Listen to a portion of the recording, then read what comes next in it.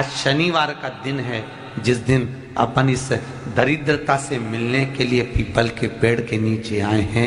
हिंदू धर्म में ये दिन पीपल के वृक्ष के लिए पूजनीय होगा।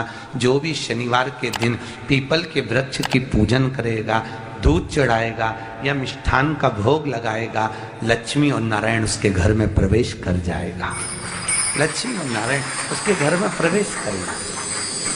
इसलिए नियम बनाया। कौन से दिन का? शनिवार। लक्ष्मी जी बोली, नारायण आपने तो एक दिन का वार लिख दिया। शंकर जी ने 7 वार बनाए हैं, रविवार, सोमवार, मंगल, बुध, गुरु, शुक्र और शनि। ये शिव जी ने बनाया। अब एक दिन आपने अपना बना लिया, बाकी के दिन अगर कोई इस पीपल के वृक्ष के नीचे आएगा और यहाँ तो दरिद्रता बैठी है, तो उसका क्या होगा? भगवान नारायण बोले, सुन दरिद्रता, तेरे से एक विनती है, अगर कोई भी मनुष्य इस पीपल के पेड़ के नीचे अगर 7 दिन में आता है और उसके हाथ में अगर कोई सामग्री होती है तो तू उसके घर में प्रवेश नहीं करेगी।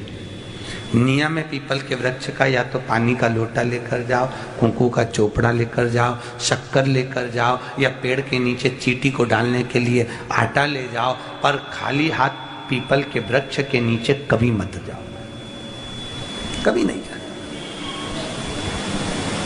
खाली हाथ जाओगे तो दरिद्रता तुम्हारे घर में प्रवेश करेगी। दरिद्रता उठकर खड़ी होकर बोली, नारायण तुमने अपनी मनमानी करी है, एक दिन मुझे भी मेरा चाहिए।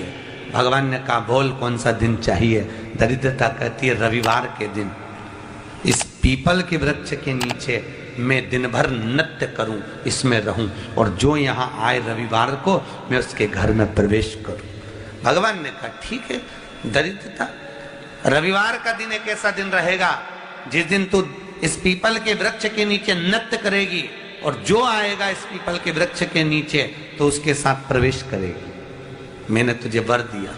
इसलिए हमारे यहाँ केवल पीपल का वृक्ष अगर दीवार में भी लग जाता है ना, किसी की फैक्ट्री की दीवार में, किसी के घर की दीवार में पीपल का वृक्ष अगर लग जाता है, पीपल का पौधा लग जाता है, उसको कितना भी तोड़ लो वो वापिस लग जाएगा। फिर तोड़ोगे फिर लग जाएगा। अगर पीपल के पौधे को तोड़ना है तो केवल रविवार का दिन एक नींबू, एक मिर्ची और बमूल का कांटा, ये 3 चीजें रखने के बाद में आधे घंटे बाद रविवार के दिन पीपल के पेड़ को उखाड़ कर फेंक दो। दूसरी बार कभी पीपल दीवार में लगता ही नहीं, कभी नहीं लग सकता। केवल एक रविवार का, केवल एक संडे, इतवार का। घर में दीवारों पर अगर पीपल लग भी गया है, इसलिए पीपल के वृक्ष को उखाड़ने का, अगर घर में पीपल लगा हुआ है या पीपल का पौधा हमारे घर में लग गया, उसको उतारना, निकालना, लगाना, तो पीपल के वृक्ष को अगर निकाला जाता है तो रविवार के दिन, और अगर पीपल के वृक्ष को कहीं लगाया जाता है तो सोमवार के दिन या मंगलवार के दिन, बुधवार के दिन, इन दिनों में लगा सकते हैं पीपल के वृक्ष कहीं लगाना।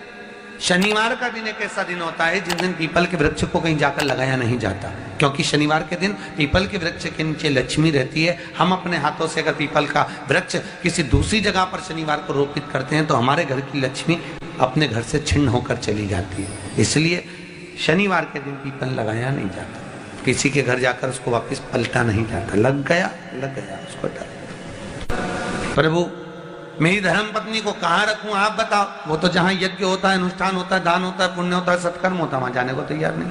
अब करूं क्या? भगवान ने बोला एक काम करो। दुर्वासा जी बोले, जिसके यहाँ रात्रि में बर्तन झूठे पड़े रहते हो उसके घर में इस दरिद्रता को लेकर तुम प्रवेश कर जाना। जिसके यहाँ रात्रि में बर्तन झूठे पड़े हो वहां लेकर प्रवेश कर जाओ। दूसरी जगह दुर्वासा जी बोले, जो स्त्री घर में दोपहर के समय पर सो रही हो उसके घर में इसको लेकर प्रवेश कर जाइए। जो स्त्री दोपहर के समय में घर पर सो रही हो इस दरिद्रता को लेकर प्रवेश कर जाइए। तीसरा, जिसके यहाँ पर दरवाजे पर कांटे वाले पौधे लगे हों उस घर में इस दरिद्रता को लेकर प्रवेश कर जाइए। दरिद्रता, कितनी सुंदर बात कही है। दाता और विधाता, कौन कौन? दाता और विधाता। लक्ष्मी और दरिद्रता के सगे भाई हैं। कौन कौन? दाता और विधाता। दाता को फिटकरी प्रिय है, विधाता को नमक प्रिय है। ये दोनों हमेशा लक्ष्मी को और दरिद्रता को दोनों को समझाते थे, दोनों में प्रेम बढ़ाते थे।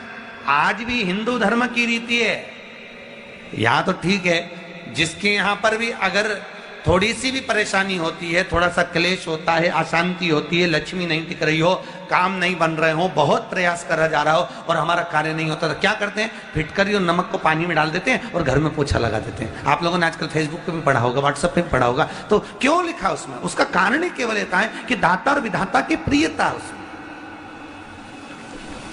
माता ख्याति के जो 4 बच्चे हुए, इसमें जो 2 लड़के हैं, दाता और विधाता, उसकी प्रियता उसमें, उसकी पूर्णता उसमें। अब दुर्वासा जी बोले अपनी धर्म पत्नी को वहां लेकर, जहां कांटेदार पौधे लगे हों वहां पर लेकर प्रवेश कर जाइए। कांटेदार पौधों में उस दरिद्रता का निवास हो गया। कितना विचित्र कथा यहां वर्णन करी है। श्रीमद् भागवत के अंतर्गत जो वर्णन किया कि मृत्यु निश्चित है, रोग ऐसा शनि महाराज के कारण हो गया हो, अच्छे काम करते करते उल्टे हो रहे हैं, होते हैं किसी किसी के साथ में, विपरीत परिस्थितियां आ जाती है, अच्छा करने जाओ बुरा हो जाता है, अच्छा कर्म करने जाओ बुरा हो जाता है। तो पीपल के वृक्ष की जो छाल होती है, छाल देखिए, पीपल के वृक्ष में जो छाल लगी होती है, उस छाल को घिसकर चंदन बनाकर भगवान शंकर का स्नान कराकर, अभिषेक कराकर, पूजन कराने के बाद में पिपलेश्वर महादेव का नाम लेकर, कौन से महादेव? पिपलेश्वर महादेव का नाम लेकर वो जो घिसी हुई छाल होती है, उस छाल का तिलक भगवान शंकर को लगा लो और उसी का थोड़ा सा भाग अपने कंठ पर, मस्तक पर लगाना प्रारंभ कर दो। धीरे धीरे जो विपरीत दशा है वो सुधरना प्रारंभ हो जाती है। पर नाम याद रखना, पिपलेश्वर। काशी में जो शिव जी की स्थापना कौन ने करी? काशी में जो शंकर भगवान बैठे उनकी स्थापना करी थी शनि महाराज ने। किसने करी थी? शनि महाराज ने। क्योंकि भगवान शनि महाराज को उनकी माता के द्वारा श्रापित हो गए और शनि महाराज कांपने लगे। शनि महाराज कांपते कांपते, मैं जाऊं तो जाऊं कहां, करूं तो करूं क्या? महाराज, शनि महाराज दौड़े और दौड़कर भगवान भोलेनाथ के पास पहुंचे। हे शंकर, त्रिकालदर्शी, कैलाशी, अविनाशी, कृपा करिए बाबा भोलेनाथ, कृपा करो। क्योंकि दुनिया में 33 करोड़ देवी देवता हैं जिनको शनि लग सकता है, केवल एक, किसको छोड़कर? शिव को छोड़कर। राम जी को शनि लगा तो 14 वर्ष वनवास चले गए। कृष्ण को शनि लगा तो मथुरा छोड़कर द्वारका चले गए। शनि लगा, हनुमान जी को शनि लगा तो गुफा में बैठकर राम राम जपना पड़ा। शनि सबको लगता है, केवल शनि नहीं लगता तो एक मेरे महादेव को, मेरे भोले बाबा को नहीं लगता। शंकर के पास में शनि आ गए। शनि ने आकर कहा, भोलेनाथ कृपा करिए बाबा, मैं बड़ा कष्ट में हूं, मैं करूं क्या? बाबा भोलेनाथ ने कहा, जा गंगा जी के तट पर काशी में जाकर एक शिवलिंग की स्थापना कर, उसकी आराधना कर और तेरा शरीर ठीक हो जाएगा, कष्ट नहीं भोगेगा। शनि महाराज ने काशी में जाकर शिव जी की स्थापना करी। आज भी नियम है, जिसको शनि लग जाता है, एक काजल की डिब्बी ले लो और काजल की डिब्बी को 21 बार उतार कर उसको एकांत में जाकर, जंगल आदि में एकांत में किसी पेड़ के नीचे इतना सा खड्डा खोद कर उसमें काजल की डिब्बी को डाल दो और मिट्टी से पूर दो, उस व्यक्ति का शनि समाप्त हो जाता है। काशी विश्वनाथ का नाम लेकर काजल की डिब्बी को 21 बार उतार कर अगर काशी विश्वनाथ का नाम लेकर शनि वाले व्यक्ति को अगर पेड़ के नीचे दबा दे, शनि समाप्त, शनि उसको परेशान नहीं कर सकता। काशी कितनी मूलता है, उस क्रम को देखिए।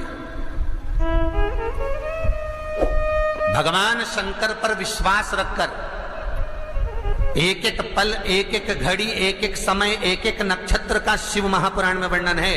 यहां तक शास्त्र कहता है कि पीपल के वृक्ष की जब भगवान शिव रचना करे, पीपल के वृक्ष की जब रचना करी गई तो उस पीपल के वृक्ष में भी कौन सा समय किसका है ये शिव महापुराण वर्णन करती है। सुबह 4 बजे से लेकर 7:30 बजे तक पीपल के वृक्ष में ब्रह्मा जी का वासा होता है। 7:30 बजे से लेकर 10:30 पौने 11 बजे तक पीपल के वृक्ष में भगवान विष्णु का वासा होता है। 10:30 बजे से लेकर पीपल के वृक्ष में 11:30 बजे तक पितरों का वासा होता है। 11:30 बजे से लेकर 12:30 बजे तक पीपल के वृक्ष में आहूतों का वासा होता है। 12:30 बजे से लेकर शाम को 4 बजे तक पीपल के वृक्ष में वासुकों का वासा होता है। 4 बजे से लेकर शाम को 7:30 बजे तक पीपल के वृक्ष में शंकर का वासा होता है। 7:30 बजे से लेकर 9:30 बजे तक पीपल के वृक्ष में कुबेर का वासा होता है। 9:30 बजे से लेकर फिर कुबेर के वृक्ष में अन्य देवों का वासा चालू हो जाता है। इसलिए हमारा हिंदू धर्म कहता है, हमारे शास्त्र कहते हैं कि पीपल के वृक्ष को जब पूजा जाता है, पीपल के वृक्ष की जब पूजन करी जाती है तो सुबह 10:30, 11, ज्यादा से ज्यादा 11:30, ज्यादा से ज्यादा 12, उसके पहले पीपल के वृक्ष की पूजन कर लेना चाहिए। रात को कुबेर का वासा होता है, इसलिए पीपल के वृक्ष में दीपावली के दिन रात्रि को 8:30 बजे से लेकर 9:30 बजे के बीच में जो पीपल के वृक्ष के नीचे घी का दिया लगाता है उसके घर में कभी संपदा की कमी नहीं आती है, क्योंकि कुबेर स्वयं विराजमान होता है पीपल के वृक्ष के नीचे। क्यों? क्योंकि 11:30 बजे से लेकर 12:30 बजे तक पीपल के वृक्ष में पितरों का वासा रहता है, आहूतों का वासा रहता है, फिर वासुकों का वासा आता है। पितृ किसको कहते हैं? महाराज जो पूरी उम्र लेकर चले गए और उनके भीतर अभिलाषाएं बहुत थी, मैं ये भी करना चाहता हूं, मैं ये भी करना चाहता हूं, वो पितृ हो जाते हैं। आहूत किसको कहते हैं? जिस माता के गर्भ में बच्चा जन्म ले और मर जाए, या 6 महीने का गर्भ धारण करने के बाद अवर्षण हो जाए, जीव पड़ने के बाद 6 महीने के बाद अगर बच्चा गर्भ में भी शांत हो जाता है, कुंवारी अवस्था में शांत हो जाता है, जिसका विवाह नहीं हुआ ऐसा बच्चा जब शांत हो जाता है, अधोगति में कोई मर जाता है, सुसाइड कर एक्सीडेंट में किसी भी रूप में मर जाता है, तो वो आहूत कहलाता। शनिवार के दिन जो पीपल के वृक्ष में सरसों के तेल का दीप लगाता है उसको शनि कभी परेशान नहीं करता। एक बात हमेशा ध्यान रखिएगा, मान लो अगर कोई भारी रोग ऐसा शनि महाराज के कारण हो गया हो, अच्छे काम करते करते उल्टे हो रहे हैं, होते हैं किसी किसी के साथ में, विपरीत परिस्थितियां आ जाती है, अच्छा करने जाओ बुरा हो जाता है, अच्छा कर्म करने जाओ बुरा हो जाता है। तो पीपल के वृक्ष की जो छाल होती है, छाल देखिए, पीपल के वृक्ष में जो छाल लगी होती है, उस छाल को घिसकर चंदन बनाकर भगवान शंकर का स्नान कराकर, अभिषेक कराकर, पूजन कराकर, पूजन कराने के बाद में पिपलेश्वर महादेव का नाम लेकर, कौन से महादेव? पिपलेश्वर महादेव का नाम लेकर वो जो घिसी हुई छाल होती है उस छाल का तिलक भगवान शंकर को लगा लो और उसी का थोड़ा सा भाग अपने कंठ पर, मस्तक पर लगाना प्रारंभ कर दो। धीरे धीरे जो विपरीत दशा है वो सुधरना प्रारंभ हो जाती है। पर नाम याद रखना, पिपलेश्वर। जम कितना भी दुख, विपदा, कष्ट सम्मुख में खड़ा हुआ हो, कितना भी दुख, पूंजी धन की अगर आपको कमी पड़ रही है और ऐसा लग रहा है कि मेरे पास में कुछ भी नहीं, हम तो यहाँ तक कहेंगे कोई मकान बना रहे हो, बेटी का विवाह कर रहे हो, बेटे का विवाह कर रहे हो, कोई अच्छा कार्य कर रहे हो, धन संपदा की भी कमती दिखे तो समय पर कांता भगवान का स्मरण कर, कांता चक्र का स्मरण कर, शिव और नारायण का नाम लेकर, एक बेलपत्र, एक शमी पत्र, एक श्वेत पुष्प, एक लाल पुष्प, दोनों हाथ में लेकर भगवान शंकर के अशोक सुंदरी के स्थान पर अगर समर्पित करा जाए तो संपदा की भी कमी नहीं आती। वो कांता चक्र है जो नारायण के। यहां तक शिव महापुराण की कथा कहती है, अगर कोई विद्वत ब्राह्मण ने आपको बताया है कि आपके घर में पितृदोष है कोई विद्वान ब्राह्मण ने बता दिया कि आपके घर में काल सर्प दोष है, कोई विद्वान ब्राह्मण ने बता दिया कि आपके यहाँ पर ये वास्तु दोष है और इस दोष को मिटाना जरूरी है। कोई ने आपको बताया, उस समय पर हमें घबराना नहीं।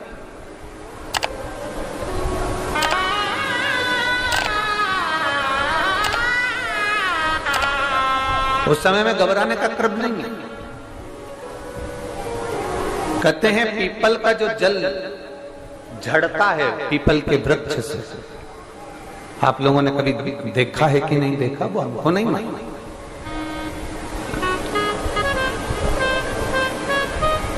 कितना भी अगर कोई वास्तु दोष बता दिया, पितृ दोष बता दिया, काल सर्प दोष बता दिया, कितना भी अगर कोई दोष बता दे, तो पीपल का जो जल वृक्ष में से झड़ता है, कभी कभी आप उसके नीचे हाथ रखकर देखना, थाली रखकर देखना, उसमें पत्थर पर देखना, तो वहां पर भी पानी के निशान आपको मिलेंगे, बूंद के निशान मिलेंगे।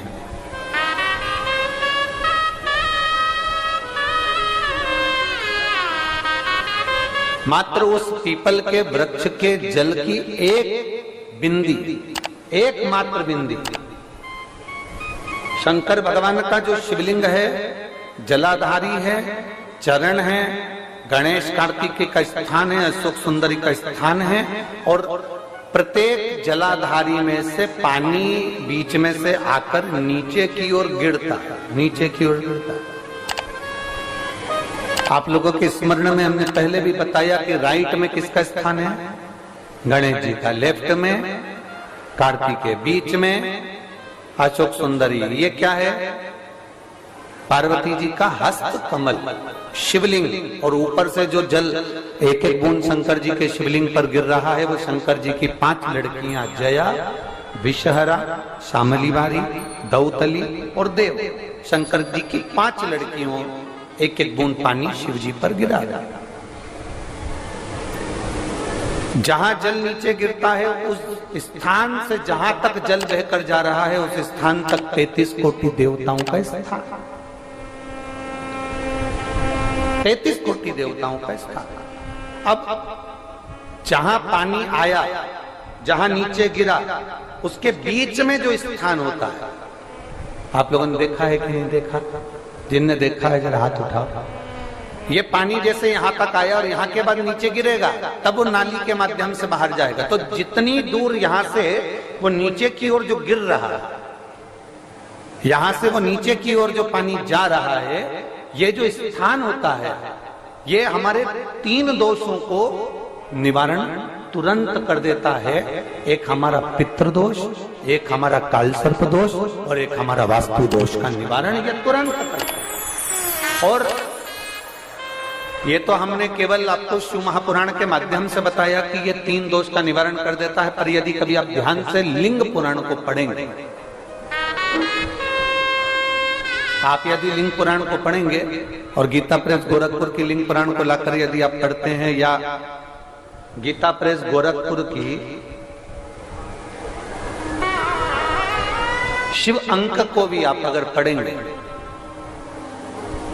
उसका नंबर हमारे स्मरण में नहीं आ रहा है, शिव अंकों को भी अगर आप पढ़ेंगे तो उसमें भी आपको वर्णन मिलेगा कि हम तो केवल 3 दोष का बता रहे हैं, पर हमारे शास्त्र तो यहाँ पर और भी दोषों का वर्णन कर रहे हैं। जैसे किसी ने बता दिया आपको शनि का दोष है, किसी ने बता दिया मंगल का दोष है, किसी ने बता दिया आपको केतु का दोष है, किसी ने बता दिया आपको राहु का दोष है, किसी ने आपको कह दिया कि बृहस्पति का दोष है, किसी ने कह दिया आपको ये वाला दोष है।